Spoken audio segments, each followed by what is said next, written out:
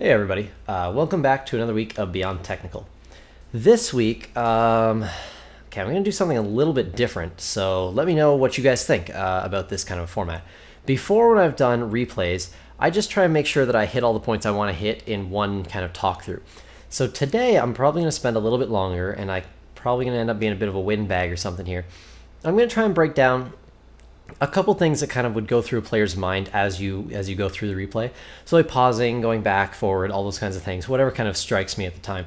So I've set up a really kind of rudimentary way for us to do this, and it's the best I've come up with so far. So let's just see if it works, and kind of bear with me on this one. But I'm just running another test on the show, and hope you guys like it or appreciate it, and hopefully everybody can kind of learn from it as well. News with me in the last week, I have not touched Street Fighter at all, which is, I think, the first week since I've gotten into this that I've not even played. It has been one awesome week of a new game came out called Dark Souls, and I'm kind of hooked on that. It is really fun. So if anybody's looking for a new game to pick up and you like games that are really hard and really long, and it's just got a massive world, I know this isn't a show about Dark Souls, but I've been really hooked on that for like a good week now, and that doesn't happen all the time, so I give that game a thumbs up if anybody's looking for something to play. It's a lot of fun. And I'm at the very end too, so I think I can give it a pretty good recommendation by now, but I don't know how it ends, so we'll see how that goes. Anyways, in Street Fighter news, I haven't been playing this last week, but I have been preparing stuff for the show. So I've been setting up this little idea for a little while, so we're going to run it and see how it goes. And today we've got some replays that aren't just me playing. Unfortunately, I've only managed to wrangle up Balrog, but we have an impressive name on here that you guys might like to see him play his Balrog. And I know the guy that faced him, and he's a good friend of mine. We play Balrog versus Sakura a lot, so that's our first matchup, is some Balrog versus Sakura, and let's take a look at that, and I'll kind of break it down as we go about good things, bad things, mistakes on both sides, and mostly just kind of how you have to process as you go, because the game's really fast and your brain has to fire on all cylinders, and it gets automated as you go. The more you learn, that's why this game's so important to practice. The more you learn, the better you're going to do in terms of, you know, making the right call at the right time. That's why the top players play 8-9 hours a day. Your brain will be trained to react in the proper way once you play that much. You know, if you play 30 minutes here and there, you're not gonna have so much luck. If you, like me, you take a week off here and there, I'm gonna have a rough time coming back to this next week. But let's just take a look, and I'll try and, as I said, talk too much, but cover what I can as we go. I saw a really great breakdown where they paused Daigo's one match and spoke about it for about an hour. I found that really fascinating, so I hope you guys kind of like that format. And as I said, let me know what you think, because I'm going to give this a shot, and we might be doing this a little more in the future. So here we've got BalrogPR, also known as PRog, versus Chris playing the Sakura. So Sakura's just opened up with some nice footsies. He keeps doing the low pokes and then falling up into heavy combos. As you saw there, Balrog kind of, let's just go back a little bit.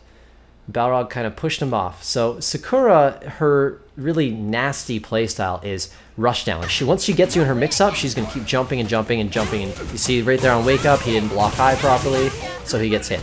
So there he burns his EX rush punch. And when you do that, it pushes Sakura off you. That kind of gets you back to your neutral game. At a Balrog versus Sakura matchup, you don't want Sakura to be to have her jump. If her jump is available on you, you're in trouble. So you want to use your meter to kind of push her off and get your space. If you have to Wake Up, use meter just to escape, do it. Once you get Sakura off of you, that's when you're going to dominate her. Sakura just doesn't have a lot to do, or a lot of answers to Balrog's pokes or to his anti-airs. I just crouch and uppercut Sakura every time she tries to jump in, and I just try and play footsies with her, and it's pretty easy to win. She can focus kind of your big slower attacks, like your crouching heavy kick, crouching or standing heavy punch, things like that. So you got to watch out for that. But other than that, once you get in that footsie game, it's good to go. So let's keep going with the game here. As you see, Balrog's just taking those pokes, and you know, it's not what Sakura can do. So Chris starts trying to play a little bit more defensive, backing up, and he lets Balrog push in. Now, just like Sakura, once Balrog gets in, he's got a really good kind of mix-up game, and he's really good on offense. So Chris works his way out of the corner, does a pretty good job, and he ultras a little bit early there. As you can see, it kind of caught Balrog's asshole on the way down, but then popped him out of it. So both of these characters I find kind of play in a similar fashion. and I mean, not so much. Sakura has a lot of combos, whereas Balrog is a lot more kind of footsie. But the way once they get their opening, they stick to it, and once you push them off, it's kind of, you know, back to a neutral, stale game. So Balrog has a little better footsies, Sakura has a little better in terms of frame traps and stuff. So Chris takes round 1, does a really excellent job, and starts to get a little sloppy. As you saw right there, let's pause that again. He just does an uppercut for no real reason. Don't know what was going through his head. I know you start to kind of choke and make some bad calls. So he was trying to probably just catch one of his heavier attacks there, and here it comes. Just EX uppercut or EX shuriken, and then PR Rog. Oopsie. He goes into his little Balrog combo, and he actually drops that. So let's check that out again too. I like being able to jump back a little bit. It kind of helps me slow down these matches. There's so much going on. Okay, so Sakura misses her uppercut, and PR Rog is now going to try and punish this with his max punish using Balrog's combos. Now, Balrog's combos, when you do an EX uppercut, are actually really, really tight links. So what ends up happening is it's really tough, and you'll drop these a lot, and you got to get, you know, really used to the game to actually be pulling these off properly. So let's watch. There you go. So he does his medium into an EX uppercut, which then lets you can do a light punch, light kick into a headbutt, or you can continue using your meter as long as you've got uppercuts to go. So he does a light punch into a medium punch, which is an even tougher combo, and then he does a regular uppercut. So this is a really good way to use 1 meter and get an absolute max amount of damage out of that. It's a combo that actually you probably won't see me do because I'm just kind of picking that up myself. So when you're watching matches of obviously, you know, higher skilled players, try and pick up that little stuff. You know, slow down, pause, and really analyze that. A light punch, medium punch into a regular uppercut is a great little combo for Balrog. It's a ton of damage, and I believe we'll see Balrog or PR Rog pull this off later. But for there, he whiffs it, which gives Sakura another opening. So let's keep going with the match. And then, once again, in terms of drop combos, Sakura does the same thing. Oh, perfect. That didn't take long. He does the same thing, drops his combo, which then burns a meter into a failed uppercut. And then Balrog can, you know, do his max punish. So this time, we saw PR Rog pull that off, then go into a grab, and then this is where his kind of mix-up game gets really nasty. Chris is kind of on the ball of panicking at this point in time and just, you know, hammers off an ultra.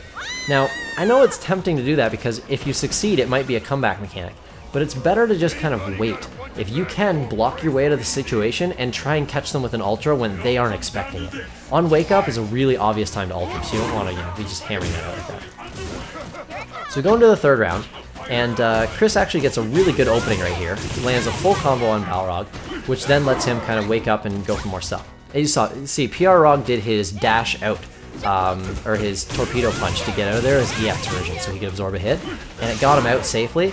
Then Chris worked his way back in and kind of got another mix-up going. So Balrog's trying to work his way in, and Chris is actually sitting on a nice life lead. So what should happen right now, if he's going to play this properly, personally, I think that as Sakura, he doesn't have an opening, he's on the ground, he should block, try and tech the throw that's probably coming as Balrog pushes his way in, and try and work his way out, and then kind of wait out Balrog. If Balrog jumps, Sakura can anti-air. If he, you know, keeps trying to rush punch in, it gets really obvious. You can just neutral jump, punish. There's a lot of options to shut down Balrog. He's not a complicated character. He basically rams his face into you over and over, and that's what he's going to do. So if you just panic and hit a bunch of buttons and jump all over the place, it actually is a great opening for Balrog, but you don't want to give him that. Once you get the life lead, Chris should have kind of been backing off already, but let's see how he kind of plays this one out. Both players have been doing a great job. So as I said, the inevitable grab that's probably coming. When Balrog is rushing you down, he's going to grab you. If you start blocking anything, or even if you get opened up, it's often good to just kind of stop what you're doing and go for a grab. It mixes people up. They don't see it coming. His grab does a good amount of damage. And then once he gets you a knockdown with the grab, he can go for a safe jump. He can just rush in. So you see he does his punch, dash into his safe jump. So there's nothing Sakura can really do but try and block her way out again. So Chris is doing a good job trying to work his way out, and he burns the EX uppercut trying to get out of there. And unfortunately, the recovery is a little slow in Sakura, so Balrog can catch him. And once again, he knocks him down, goes into another mix-up. So Chris was doing a good job, but he kind of let his block go. He didn't back off enough. And so PR Rog actually did a really risky headbutt and just kind of lucked out right there. So I'm guessing he's going to kind of push himself into an ultra. No, or not. He could have ultraed right there and probably just won the round, so that was kind of a bit of a mistake. And then Chris gets unluckily caught. As I said, Balrog can just uppercut Sakura all day long. So when she tries to work her way in, or once you get her into a corner, it's a really one-sided game. So this was a great match. I've really enjoyed watching it, and obviously I like trying to kind of comment on a someone who plays my character at absolute top tier. BalrogPR does a great job here. He wins the match, and he doesn't play too bad. He made a few mistakes, dropped a few things, and that's kind of comforting for me to see because, everybody makes mistakes, even one of the better Balrogs on the planet. So we got one more matchup here that I'm not sure how much time we're at. So, as usual, I haven't been paying attention to the time, so if I'm done, I'm done. Thank you for watching Beyond Technical. There's Facebook, Twitter. I won't write a lot on Twitter, so I don't know if you guys want to follow that or not. But Facebook, Twitter, and like it on YouTube, subscribe to the show, do all those fun things. Thanks a lot. If there's a little bit of time, actually, no, you know what? That is too much time. I just checked. All right, so thank you for watching. Hope you guys enjoyed the show, and I'll be back next week with another matchup that I've got recorded. If you guys like this format, great. I'll keep doing this for some match analysis. In terms of basic things to teach you guys, I'm honestly kind of running out. I've covered a lot of topics kind of as an umbrella, and I know I can go a lot more in depth on that stuff. So if there's something you'd like to see me ramble on about, or kind of talk about, or even just show off in depth, or that even if you don't need to learn it, but you just think somebody should be teaching it a little bit more in depth, hit me up, drop a comment on the video, and I will try and work through that, because every week I set all this stuff up. I come sit down on the couch and have a little chat with you guys and put on a show for you, and I'm doing this to try and help people out. So if there's something I can help people with, please let me know, because that is absolutely my goal. So again, thanks for watching. I hope you guys are enjoying the show, and see you guys next week.